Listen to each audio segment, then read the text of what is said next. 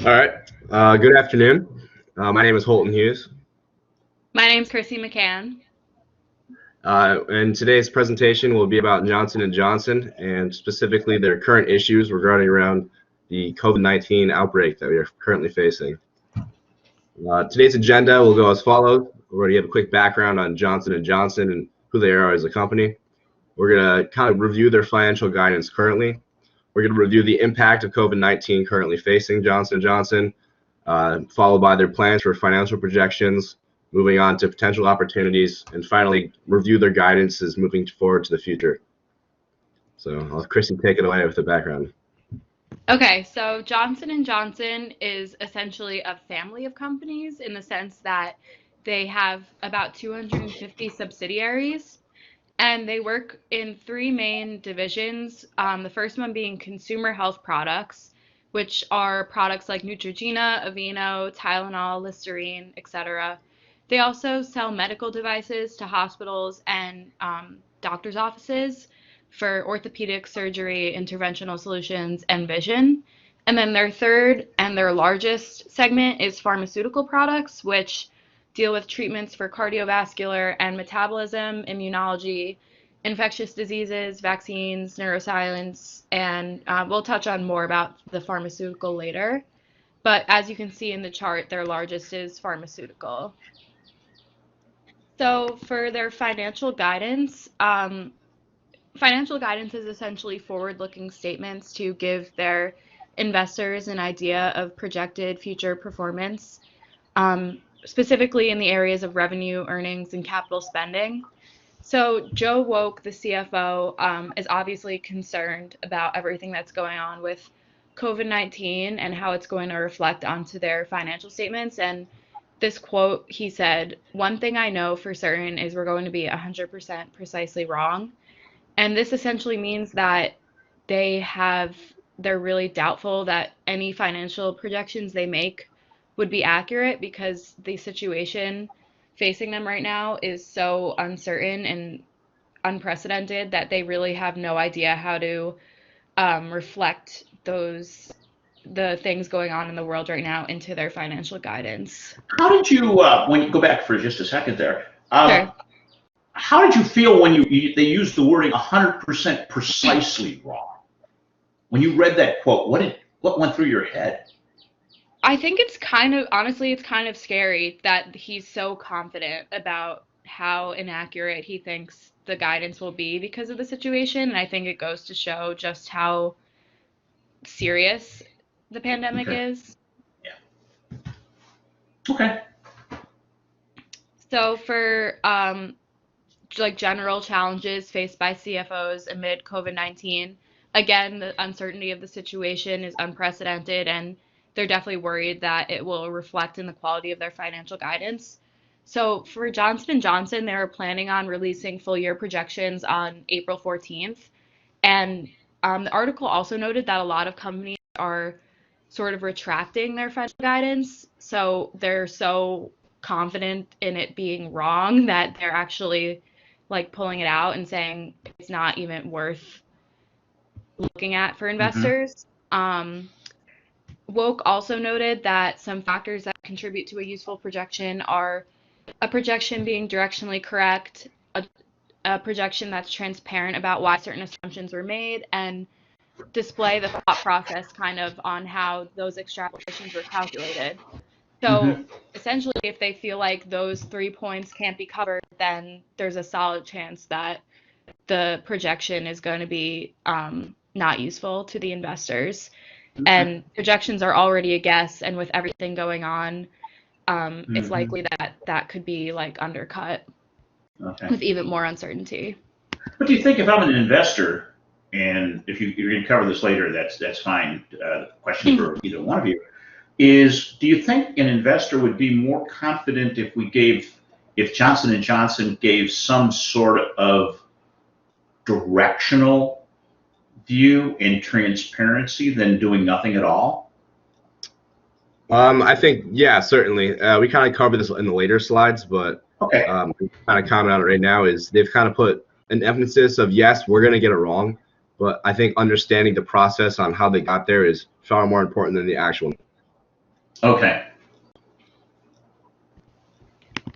So for their plans for projections, right now they're planning on basically taking their earnings for the first quarter as a basis and then trying to figure out how the virus would affect their three divisions and sort of reflect that eventually onto their projections. So this is just a little chart I made of uncertain expectations of Johnson & Johnson's division. So right now, what they're expecting is for consumer health products, their sales are going to decrease as customers prioritize buying essential goods with the economic conditions. So most of their products are, some of them are essential, but some of them are also like, it's like stuff like face wash and stuff like that, where maybe those things might not be bought because people are really only trying to spend money on essentials. And then for medical devices, their sales are also expected to decrease because government officials are really encouraging non-essential procedures to be postponed during the pandemic. And some of those medical devices might be used for those non-essential procedures. And then finally, for the pharmaceutical products, they're mobilizing all of their resources to develop a vaccine candidate for COVID-19. Yeah, I like the way you laid that out. Thank you. That's good. Okay, Holten, your turn. Kind of moving forward, as what we touched upon, this is unprecedented waters, as you very often say in this. Kind of provides a lot of huge opportunities for Johnson & Johnson as a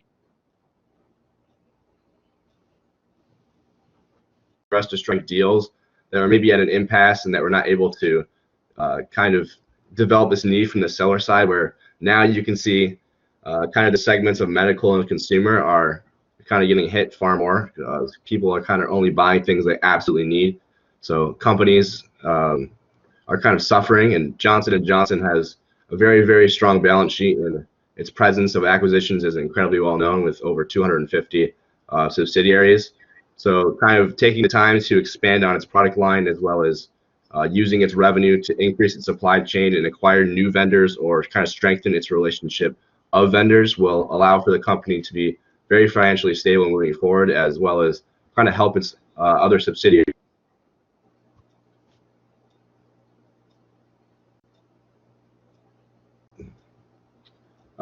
Kind of what I mentioned before, and what Krissy has touched upon, is we're seeing this consumer sector being hit, as well as it's the smallest sector of sales for Johnson & Johnson. So they're continuing to kind of get acquisitions at a huge premium, as smaller companies are, getting hit far more than Johnson & Johnson is by this coronavirus. So as of actually, I believe it was last week or touched upon 2 weeks ago now, they've already made a proposal to acquire Tacrocil, which is patch that helps control and mitigate bleeding and cardiovascular tissue. So it's a very specific need that people are not. Johnson & Johnson can kind of take this and use its pharmaceutical line, its distributing centers, its supply lines, and improve upon this process and increase their segment in consumer needs. So we're seeing this is just kind of one example of taking smaller kind of companies and then using its major resources to help them, and in return it will greatly bolster. Okay. Also, management has time to see kind of what needs to be improved upon and what needs to be added to their portfolio. So if this kind of happens again, they'll be ready, which I think was pretty unique. So in conclusion, kind of looking at their supply chain, looking at acquisitions, looking at their product line, and strengthening these things are all takeaways from our article, and kind of what I did outside research upon what we've seen.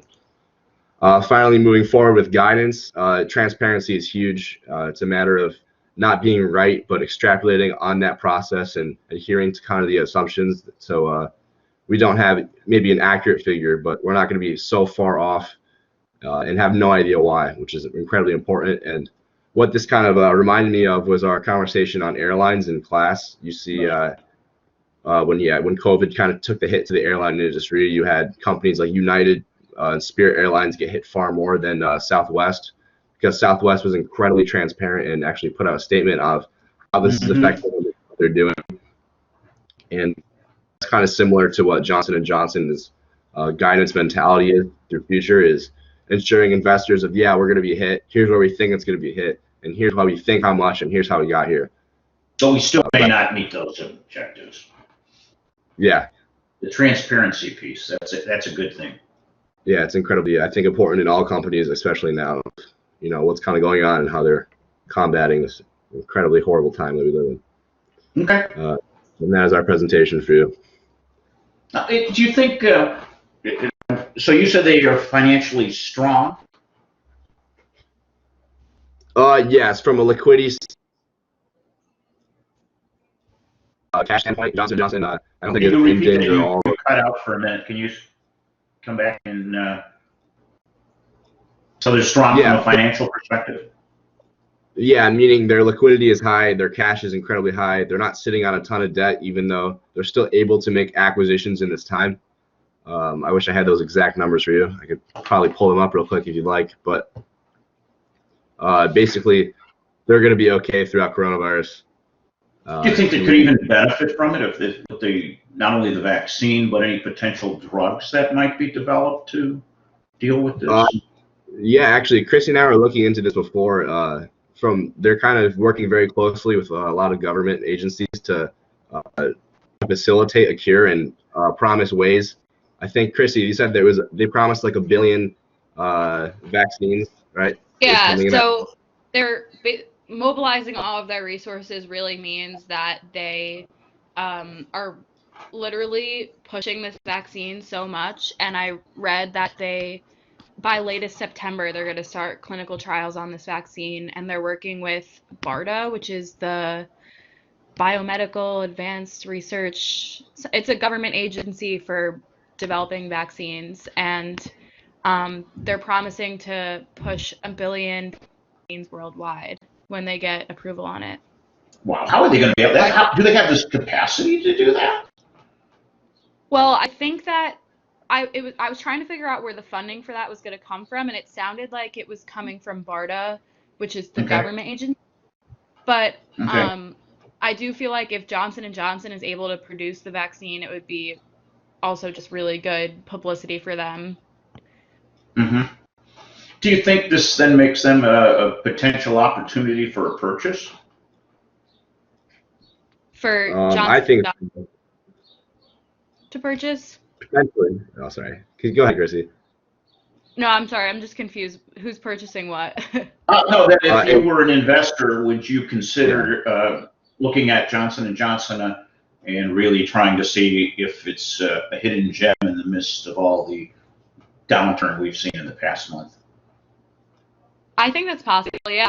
I think it could be a hidden gem. I think also we should follow their acquisition targets a lot closely and kind of see what companies are getting really hit by coronavirus, and then therefore what companies Johnson & Johnson is making acquisition offers for, and kind of see how it's going. Sure. That's good. Maybe this is a Smith one, Holten. Could be, yeah. I'd be happy to look at this. I like this kind of reminds me of. Yeah. Yeah, grab somebody else too. If you want to work with somebody, just pick one of the fine people in the class. See if they want to work. And I think that's a good idea, because I think as we talked this morning, what are the opportunities? And, we can't just sell. We got to look for those opportunities. This may be one. What did you guys both learn from this? I think I learned a lot about, I had no idea, honestly, the makeup of the company. I always saw the brand when I was shopping in stores, but I didn't realize that they did all this other stuff with the vaccine. I think that's really cool what they're doing. Okay. Holten, what did you learn? I learned that even in times of recession, companies will greatly benefit. I think there's always money when the market's going up and down. I also thought was pretty cool is companies, especially now, are kind of working together and showing that sometimes making money is not everything, and the goodwill aspect of things is incredibly important. Kind of we see Johnson & Johnson, may take a financial hit if they choose to give out the vaccine for free, which we mentioned very briefly in our findings. I think nothing in life is exactly free. But there's always a catch. This is a time we need to kind of band together, and I think a lot of companies are recognizing that, and I think that's pretty cool. That's a good thing. Okay. No, good presentation. Very well organized. Any closing thoughts? Hopefully they get that approval for the vaccine. That would be awesome. Okay. Boyd, in your opinion, do you think the company that is going to kind of find this cure to coronavirus is, the kind of future of in the healthcare industry? I don't know that there's necessarily a cure. Or I vaccine? think I got a few thoughts on that. One is that it is a virus, so with viruses, vaccines over time are very valuable. And to deal with this problem, the vaccine needs to be, when we get to the next flu season, if you will, you need to have that as part of it to protect people. Certainly. Because a lot of the symptoms, the deaths are caused by complications around this. Around you're treating the symptoms is more what it is, as opposed to taking a drug that will just deal with coronavirus. So if you think about that, how do you deal with some of this breathing, some of the problems people seem to have problems breathing? How can you have a drug that does something with your lungs to improve your breathing ability? So I think we're going to see some, not cures, but for some treatments for the symptoms that we're seeing and that lead to the high level of deaths. Okay, so that's where I think a cure, I don't think there's a cure. I think there's things you could do to minimize the impact of it, and the vaccine is the big thing. Now, the next question that begs is, from a policy perspective, are we going to, as a world and a country, are we going to better prepare for future pandemics? Now that we know that some of this is happening, this mutations, it's inevitable that this will happen again. So how can we prepare for that? And it's not waiting till the last minute to say, oh, there's a crisis. Oh my God, there's this new virus. What should we do? I think the research and management of public health has to expand dramatically. And that means less money for military, because military ain't doing a thing. We got to beef up the CDC and those to prevent more of these from happening. And that's more basic research to find how do you deal with some of the problems, how do you quickly identify and respond to that.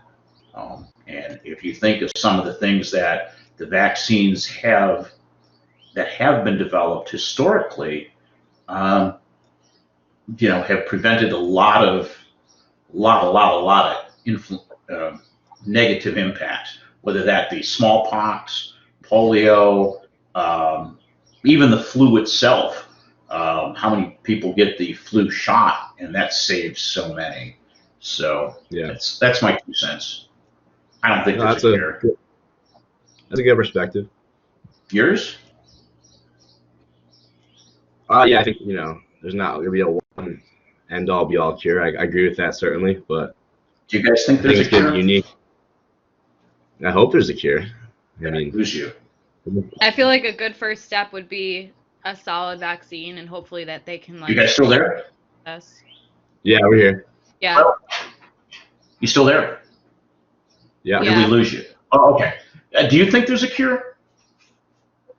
I don't know if there's a cure, but I really hope that they can streamline the process of getting the approval from the FDA for the vaccine.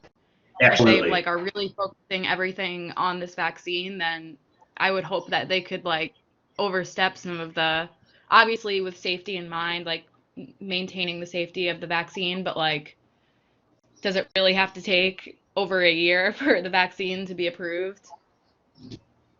I would hope that could be streamlined. That it can be streamlined while still protecting health. Right. Yeah. Yeah. Holten? Yeah, I think kind of government policies and stuff are going to have to recognize that. To improve our vaccine. So I agree with Krissy in the fact that health is important, but kind of getting this out as quickly as possible is also incredibly important. Yeah. Yeah. And if you ever get a prescription and you see the side effects, you wonder, should I even take that medicine? But there's a lot of interactive things here, so I think it's got to be make sure we do it right and not get tangled in bureaucracy, but maintain the safety.